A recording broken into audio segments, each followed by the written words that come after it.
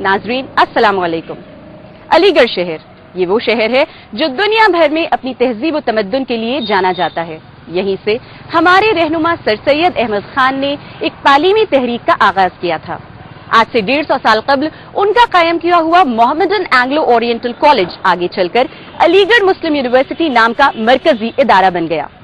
एक दौर वो था और एक दौर आज है। आज अलीगढ़ में अलीगढ़ मुस्लिम यूनिवर्सिटी के अलावा भी कई मजबूत तालीमी इदारे कायम हो रहे हैं और हाल ही के कुछ सालों में एक नया नाम इस फहरिस्त में उभर कर आया है। जी हाँ, हम बात कर रहे हैं अल बरकात एजुकेशनल इंस्टीट्यूशंस की। यहाँ से तकरीबन 3 किलोमीटर की दूरी पर कायम अल बरकात एजुकेशनल इंस्टीट्यूशंस में आपको ले चलते हैं और दिखाते हैं वहाँ की एक झलक।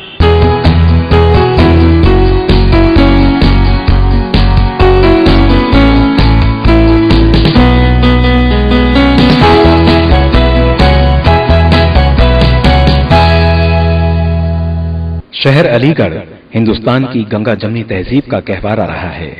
ये इल्म व अदब, अखलाक व खुलूस और बाहमी इत्तेहाद के साथ साथ तारीखी शहर भी है। इस शहर की अजमत का अंदाजा हम इस बात से लगा सकते हैं कि वही शहर है जहाँ हिंदुस्तान के मारूफ इल्मदां और दानिशवरां पैदा हुए। सर सैयद अहमद खान का तामीर करदा इदारा अलीगढ़ मुस्लिम यूनिवर्सिटी शमए इल्म व हुनर के साथ आज भी मुल्क और दुनिया के कई हिस्सों में उरूज व कामयाबी के साथ आगे बढ़ रहा है। ये है मारहरा शरीफ जिला एटा में वाक़े खानकाए बरकातिया बड़ी सरकार। खानबादाए बरकात की सबसे बड़ी खुसूसियत ये रही है कि शरीयत, तरीक़त और रूहानियत के साथ साथ इल्म और अहले इल्म की तौक़ीर शेवा रहा। बुजुर्गों के इस इल्मी और तहजीबी विरसे को मौजूदा अमानतदारों ने न सिर्फ महफूज किया बल्कि इसमें बड़े खुशगवार इजाफे फरमाए, जिससे आज भी ये खानका बर्रे सगीर में खानकाहों की आबरू तसव्वुर की जाती है, जिसका एक नमूना अल बरकात एजुकेशनल इदारों का क़याम है।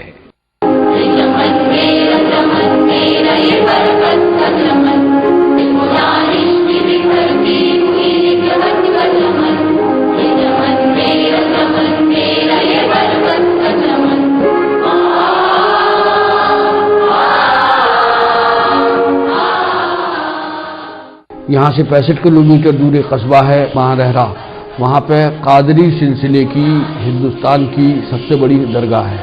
वहाँ सैयद शाह बरकतुल्लाह जो बरकाती सिलसिले के फाउंडर हैं, हम लोग उन्हीं के ख़ानदान से हैं। तो सन 95 में हमने सोचा कि अब 21वीं सदी जो आ रही है वो बहुत जेट स्पीड सदी है, कमज़ोर आदमी का काम नहीं है, इसलिए एक ऐसा इदारा कायम किया जाए जहाँ पे अच्छी वाली तालीम दी जाए। यहाँ के पढ़े हुए लड़के लड़कियाँ हिंदुस्तान में सरबुलंदी के साथ और हिंदुस्तान से बाहर अपना मुल्क का और अपने घर का और माँ बाप का नाम रोशन करें। उसके बाद ये सोसाइटी कायम की गई।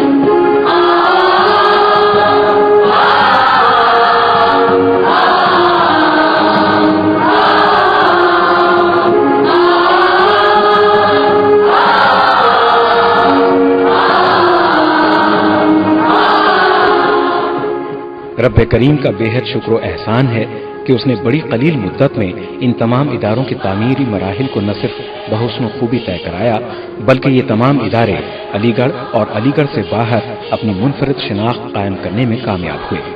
اس ادارے کا خاص مقصد طلباء اور طالبات کو کوالٹی اور ویلیو بیسڈ تعلیم مہیا کرانا ہے۔